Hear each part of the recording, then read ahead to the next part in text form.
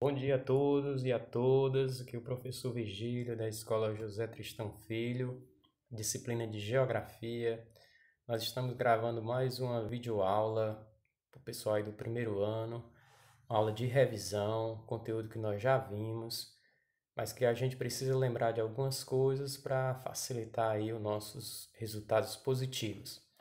Então, nós vamos trabalhar com o capítulo 4, que fala sobre a evolução da Terra e os fenômenos geológicos. Pessoal, quando nós ouvimos falar dessa temática, nós temos que entender bem e compreender a primeira parte, evolução da Terra e os fenômenos geológicos, a última parte. Então, o que é a evolução da Terra que ele descreve na temática?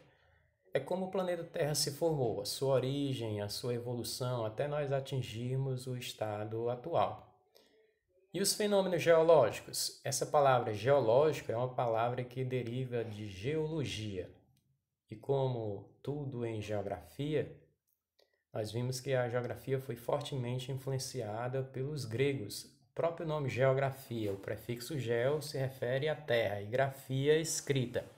Já a geologia, da mesma forma, geo significa terra e logia significa estudo. Então, ela se propõe em fazer um estudo do planeta Terra. Estudando o planeta Terra do ponto de vista geológico, nós vamos compreender a sua estrutura, desde a crosta até a parte mais interna do planeta, que nós chamamos de núcleo.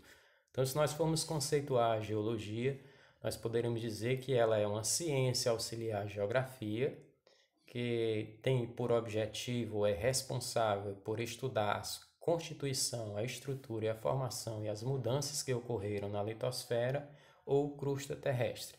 Então, ela estuda basicamente as camadas que compõem a litosfera ou crosta da Terra. Mas também ela compreende as camadas subsequentes. Se nós formos observar nessa imagem, saindo da crosta até o núcleo da Terra, nós vamos perceber que o planeta Terra ele é organizado em camadas, como se fosse uma grande cebola, onde a crosta, a parte que nós vivemos, é a casca da cebola e os gomos, a parte interna da cebola até chegar ao seu núcleo. Então, a geologia vai compreender a evolução do planeta Terra e a sua estrutura. Se nós formos observar a estrutura interna do planeta, nós vamos dividi-la em três camadas: crosta, manto e núcleo. A crosta ela é dividida conforme a sua característica mineral. Nós temos a crosta oceânica e a crosta continental. A crosta oceânica se difere da continental em função da sua composição. Ela é formada de silício e magnésio, por isso que nós chamamos de cima. E a crosta continental é formada de silício e alumínio, nós chamamos de cial. Posteriormente, nós temos o manto, constituído de manto interno e manto externo. O manto externo também nós chamamos de astenosfera e o núcleo de núcleo interno e núcleo externo. Se nós sairmos da crosta em direção ao núcleo da Terra, nós iríamos percorrer uma distância de 6.376 quilômetros. Nós iríamos perceber uma grande variação de temperatura e também de característica física das rochas. As rochas sairiam de uma constituição rígida até uma constituição líquida e posteriormente, na parte mais central, nós não sabemos bem a característica física das rochas. Imaginamos que elas sejam rígidas, assim como a crosta, em função da altíssima pressão e temperatura que elas se encontram. Só para a gente ter uma ideia da variação de temperatura da crosta até o núcleo, a variação da temperatura pode chegar a 6.000 graus Celsius. Então, a temperatura no núcleo da Terra é aproximadamente a mesma temperatura na superfície do Sol, que é uma estrela.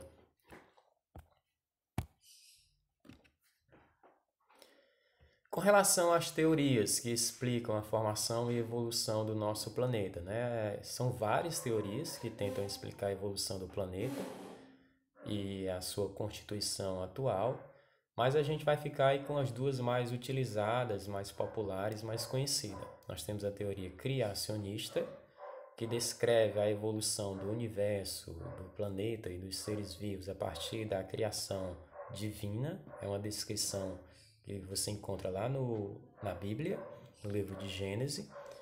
E a gente tem a teoria evolucionista, que é a teoria utilizada pela ciência, no qual ela propõe uma sucessão aleatória de eventos que possibilitam a formação das rochas, a formação da água e tudo que existe, desde os elementos químicos até a vida. Embora as duas teorias elas sejam diferentes, elas convergem em diversos aspectos. Mas o que a gente precisa saber, basicamente, é a utilização de cada uma, como elas são utilizadas. Aqui a gente vai trabalhar e vai ficar, né, no nosso caso, é a teoria evolucionista proposta pela ciência, sem discordar ou ter uma opinião crítica com relação às demais teorias.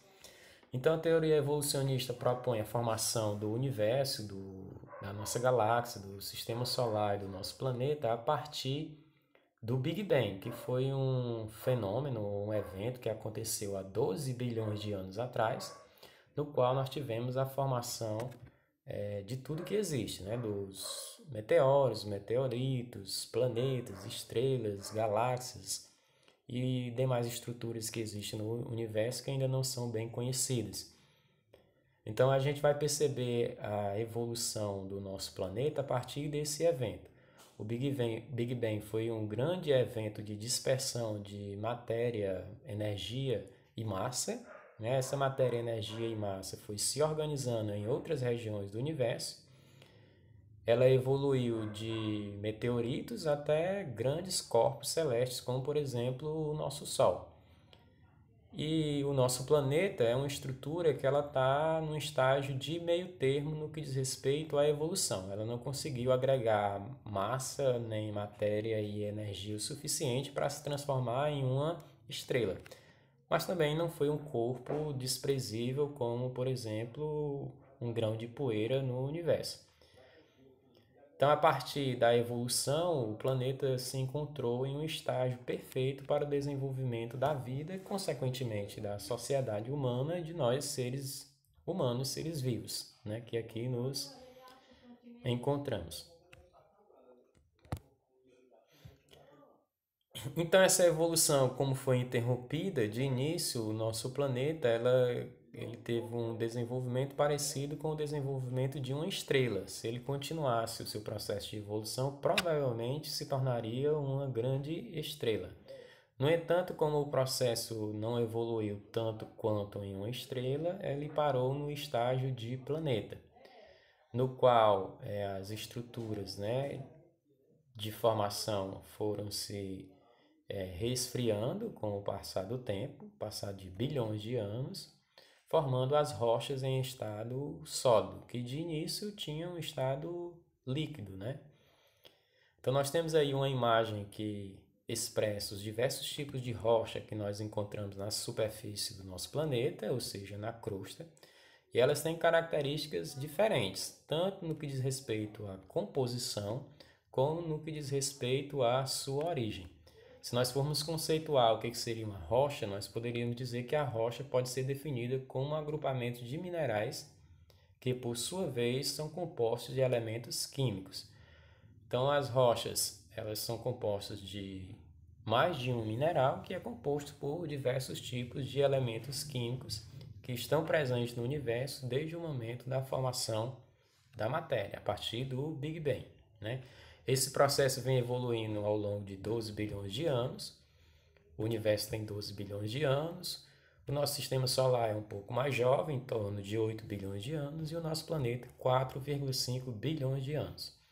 Isso fez com que as rochas que se resfriaram formassem a crosta terrestre, que é apenas uma fina camada na composição da estrutura física do nosso planeta, formado por diversos tipos de rochas, que por sua vez são formados por diversos tipos de minerais, que por sua vez são formados por diversos tipos de elementos químicos. Então nós vamos encontrar basicamente 3 tipos de rochas: rochas metamórficas, rochas magmáticas e rochas sedimentares. Aí tem um exemplo dos 3 tipos principais de rochas que nós vamos estudar aqui no capítulo. Com relação à origem dessas rochas, nós temos 2 tipos, as rochas intrusivas ou plutônicas, que são aquelas que formam-se quando o magma se resfria lentamente nas profundezas da Terra, formando rochas duras, né, e rígidas, que nós chamamos também de rochas cristalinas, e as rochas extrusivas ou vulcânicas, que são rochas que se formam pela solidificação do magma na superfície do planeta Terra. Quando as erupções vulcânicas chegam à superfície do planeta Terra, elas se resfriam rapidamente e têm como característica básica de serem rochas menos rígidas ou menos duras, vamos dizer assim. Então a gente vai encontrar as rochas na superfície do planeta, basicamente, na sua grande maioria, de rochas extrusivas ou vulcânicas, mas nós também podemos encontrar rochas plutônicas, e elas podem ser classificadas de 3 formas: magmáticas ou ígneas, transformantes ou metamórficas e sedimentar. Né? O que é uma rocha magmática ou ígnea? É uma rocha formada basicamente a partir do resfriamento da lava vulcânica, seja de forma intrusiva ou seja de forma extrusiva. E o que são rochas transformantes ou metamórficas? São rochas que sofreram um processo de transformação, ou por ação da temperatura ou por ação da pressão. E o que são as rochas sedimentares? São rochas que foram degradadas, que nós também chamamos de erodidas, né? Então nós chamamos de rochas sedimentares. As rochas, elas, na sua formação, passam por um processo que nós chamamos de um processo de ciclo das rochas, desde o seu nascimento até a sua reincorporação no sistema.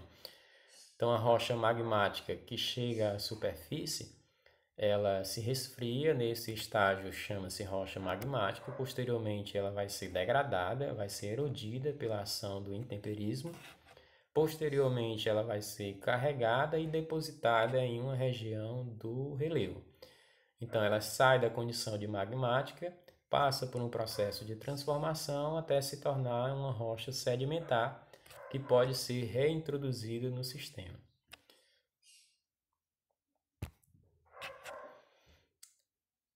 Esse ciclo geológico das rochas vão dar uma característica de estrutura, né, estrutura geológica, que nós podemos conceituar como um conjunto de diferentes rochas em um determinado lugar do terreno, determinada porção do espaço. Nós vamos encontrar basicamente 3 tipos: os escudos cristalinos ou crátons, formados por rochas magmáticas ou ígneas, as bacias sedimentares, formadas por rochas sedimentares, e as faixas orogênicas, formadas por rochas metamórficas, né? Então, o que são os escudos cristalinos ou crátons? São rochas que se formaram a partir do magma, a partir de um evento magmático ou vulcânico. Já as bacias sedimentares são estruturas formadas a partir da degradação dessas rochas magmáticas, que se transformaram em sedimentos. E posteriormente nós temos as faixas orogênicas, né, que são aquelas regiões onde as rochas vão sofrer transformação ou metamorfismo em função da atividade geológica de formação de grandes cadeias de montanha. Geralmente essas faixas orogênicas, elas se encontram na borda de placas tectônicas. Então, quando a gente tem um choque de 2 placas tectônicas, nós temos a formação de grandes cadeias de montanha e vulcões, no qual as rochas vão sofrer transformação do seu estado natural. Mas nós não podemos esquecer também que todo esse processo ele ocorre em função de um espaço de tempo considerável, né? Não é um espaço de tempo de dias, nem de semanas, meses, anos ou milênios. É um espaço de tempo mais considerável, vamos dizer assim. É um espaço de bilhões de anos.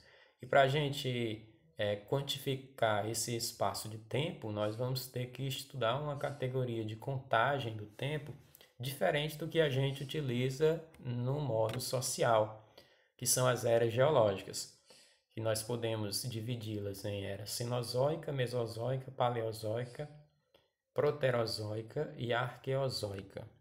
Então, nós temos aí as 5 eras geológicas, né? No qual a gente tem a era cenozoica como sendo a era mais recente e a arqueozoica como sendo a era mais distante, vamos dizer assim. A contagem do tempo ela é de forma regressiva, do menor para o maior, né? Então, a idade da Terra de menos 4,5 bilhões de anos até os dias atuais. A partir do ano zero, nascimento de Cristo, ela começa a ocorrer de forma progressiva, vamos dizer assim. Então, qualquer dúvida que vocês tiverem, algum esclarecimento, vocês podem postar aí nos grupos de WhatsApp para a gente tirarem. Também pode ser pelo nosso aplicativo, o Google Classroom. E nós vamos postar o vídeo, os slides e a prova, né? Para vocês fazerem. Os vídeos e slides a gente vai postar com antecedência a partir do dia 15 e a prova a partir do dia 17 até o dia 26 de junho. E a gente espera que vocês tenham um bom resultado a partir desse conteúdo. Então, obrigado e um bom dia a todos.